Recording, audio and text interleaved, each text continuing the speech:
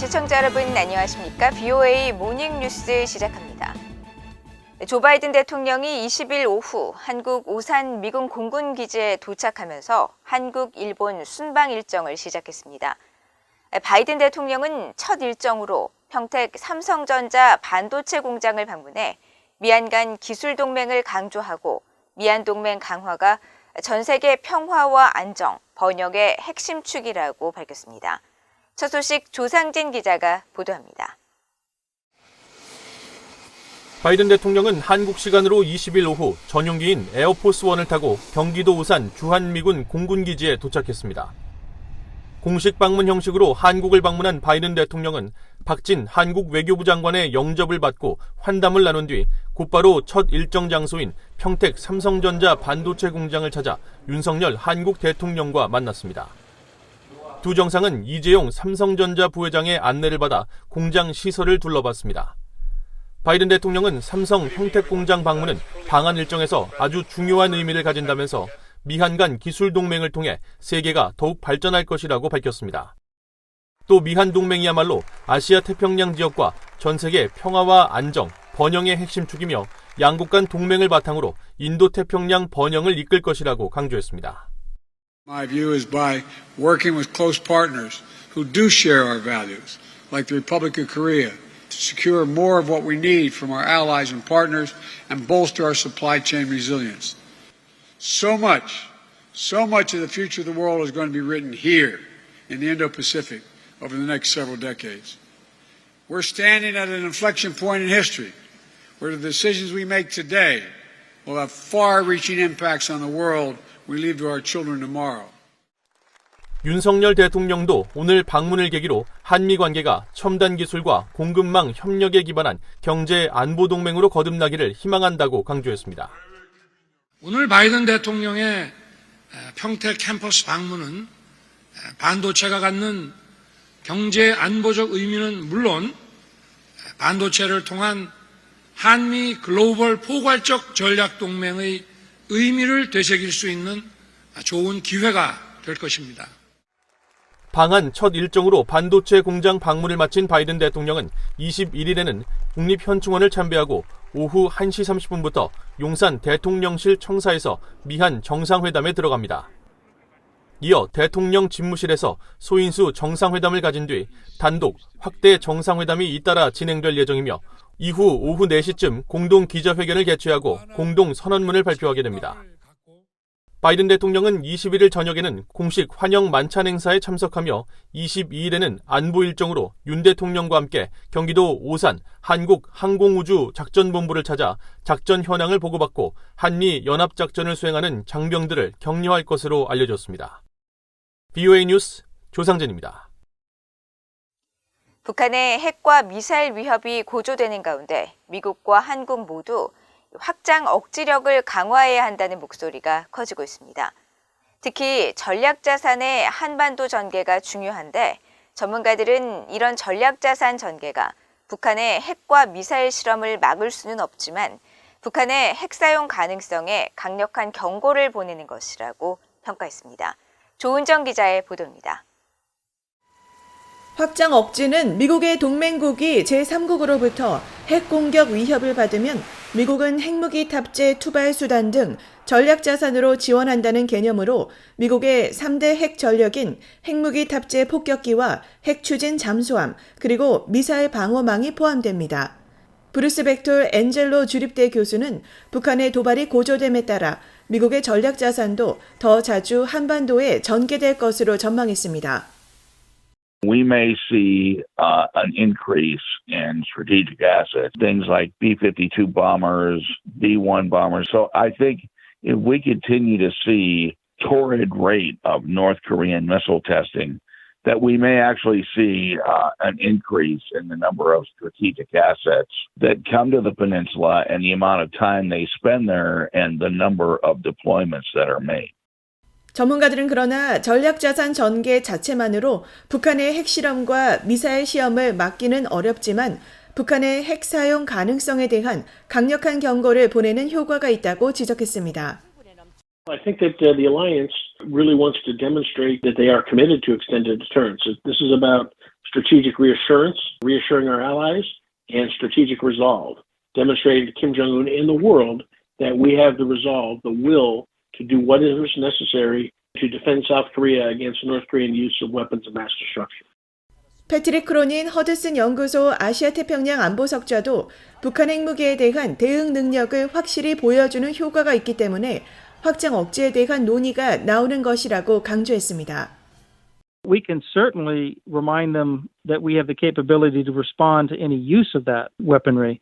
And that's the reason you have some of these ongoing discussions is that every time, North Korea is starting to invest more and to build more nuclear weapons, and every time China's letting them do so as well, by the way, not doing much to stop them, and Russia too, we're reminding all of those countries that we're going to keep strengthening our ability to respond and stop these threats.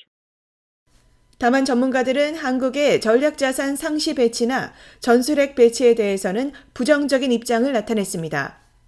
Well, I think we need to extend deterrence, but that does not mean we put nuclear weapons in South Korea, because we have nuclear weapons on submarines which are in the area, and obviously we have bombers and land-based missiles we could use. And these missiles we have, they can go thousands of miles. So it's not just a question of being there. You can be literally any place. The last thing we want to do is to put nuclear weapons in another country, because then that would be much more provocative.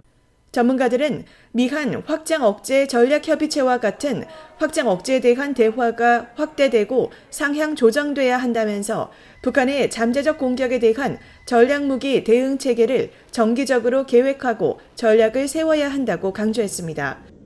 그러면서 북대서양 조약기구 나토가 핵 계획을 세우는 것처럼 미한일 3국도 함께 확장 억제에 대해 논의할 수 있을 것이라고 지적했습니다. VOA 뉴스 조은정입니다. 미국 국방부가 북한의 도발에 대응해 민첩한 대비태세를 취하고 있으며 한국과 일본 순방에 나선 조 바이든 대통령의 안전 문제에도 관심을 기울이고 있다고 밝혔습니다. 존 커비 국방부 대변인은 19일 정리브리핑에서 인도태평양 지역의 안보는 미국의 오랜 우려 사안이라고 밝히고 이런 우려를 이유로 중국을 당면한 최우선 도전으로 꼽았고 바이든 대통령의 이번 순방 전부터 북한의 잠재적 도발에 대해 민첩한 자세를 취했다는 사실을 밝혔다고 말했습니다. 이어 제이크 설리번 백악관 국가안보 보좌관은 미사일 발사이든 핵실험이든 북한이 무엇인가 하는 데 대해 우리가 주시하고 심지어 예상하고 있으며 어쩌면 대통령이 그곳에 있는 동안 그럴 수 있다는 점에 대해 언급하면서 만약 그런 일이 발생하면 우리의 안보 태세가 적절한지 살펴볼 것이라는 점을 매우 분명히 말해왔다면서 대통령이 해외를 순방할 때마다 안전은 관심 사안이라고 강조했습니다. 최근 한국 윤석열 대통령 취임식에 미국 측 사절단으로 방한했던 민주당의 아미베라 하원 의원이 북한이 핵실험을 재개하면 미국은 한국, 일본 등과 함께 제재로 대응할 것을 확신한다며 북한의 추가 도발을 자제할 것을 경고했습니다. 또 오는 21일 미한 정상회담에서 북한에 대한 신종 코로나 바이러스 백신과 치료제 지원을 위한 양국 간 논의가 이루어질 것으로 전망했습니다. 베라 의원을 이조은 기자가 인터뷰했습니다. 미국 민주당의 아미베라 하원 외교위원회 아시아태평양 소위원장이 18일 VOA와의 전화 인터뷰를 통해 한국 윤석열 대통령 취임식에 참석해 윤 대통령과 당국자들로부터 들은 한국 새 정부의 외교안보 정책 기조에 대한 소견을 밝혔습니다. 특히 북한 문제에 대해선 미한 정상회담 전후 핵이나 탄도미사일 실험 가능성과 관련해 북한의 도발적인 행동 자제를 촉구하면서 북한이 핵실험을 한다면 미국은 강력한 추가 제재로 대응할 것을 확신한다고 밝혔습니다. I would hope that the North Koreans know better than to do a nuclear test, but should they do it, I'm certain that the United States, along with Korea, along with Japan, would, and perhaps the United Nations, would continue to impose sanctions, continue to isolate North Korea. 베라 의원은 이어 한국이 미국과 동맹 강화는 물론 세계 무대에서 더 큰 역할을 해야 한다는 한국 윤석열 대통령의 대외 정책 기조에 대해선 미국이 환영할 일이라고 밝혔습니다. 윤 대통령이 강조한 한국에 대한 확장 억지 강화와 관련해 미국이 할 수 있는 구체적 조치가 무엇이냐는 질문엔 주한미군 유지를 거론하면서 한국에 대한 미국의 장기적인 방위 공약과 한반도 긴장 완화를 위해 할 수 있는 모든 것을 해야 한다고 밝혔습니다. 미중 경쟁 속 윤 대통령이 중국 견제 목적의 협의체 쿼드와 협력하겠다는 의사를 분명히 한 것과 관련해선 한국이 중국에 초점을 맞추지 않아도 된다는 입장을 밝혔습니다. I'm pleased that President Yoon is willing to work with the members of the Five Coalition, Australia, India, the United States, and Japan, as well as to take a bigger role in the region and globally. I wouldn't characterize that as being against China. Without focusing on China, I think they could focus on building the relationship with other democratic allies in the region. 베라원 또 윤석열 대통령이 한국과 일본 관계를 저해온 문제를 해결하겠다는 의지를 보였다면서 영내 문제 가운데 미한일 삼국공조 강화에 대한 기대감도 밝혔습니다. VOA 뉴스 이존입니다. 북한의 핵실험 재개가 임박한 것으로 보인다고 라파엘 그로시 국제원자력기구 IAEA 사무총장이 밝혔습니다. 일본을 방문하고 있는 그로시 사무총장은 20일 일본 기자클럽이 주최한 기자회견에 참석해 국제원자력기구가 가진 정보에 따르면 훨씬 더 많은 핵물질과 농축시설 그리고 새로운 장소 등이 임박한 핵실험 재개를 위해 작동 중이라고 밝혔습니다. 그러면서 북한은 이미 2009년에 핵무기를 개발하고 핵 프로그램을 가능한 모든 방향으로 발전시켰다면서 이는 매우 우려되는 사안이라고 강조했습니다. 앞서 미국 국무부는 지난 6일 브리핑을 통해 북한이 풍계리 핵실험장에서 핵실험을 준비해왔으며 이르면 이달 말까지 핵실험을 실시할 준비가 될 가능성이 있을 것이라는 게 미국의 평가라고 밝혔습니다. 유럽연합 EU에 가입하지 않은 10개 유럽 국가들이 지난달 EU가 발표한 추가 대북 제재 조치에 동참하겠다는 뜻을 밝혀왔다고 유럽연합 이사회가 밝혔습니다. 유럽연합 이사회는 19일 보도자료를 통해 유럽연합 가입 후보국인 북마케도니아와 몬테네그로, 세르비아, 알바니아를 비롯해 잠재적 가입 후보국인 보스니아 헤르체고비나가 유럽연합의 최근 대북 제재 조치에 지지 의사를 밝혀왔다고 전했습니다. 또 유럽 경제지역 회원국으로 유럽연합에는 아직 가입하지 않은 아이슬란드와 리히텐슈타인, 노르웨이를 비롯해 우크라이나와 몰도바도 동참하겠다는 뜻을 전해왔다고 밝혔습니다.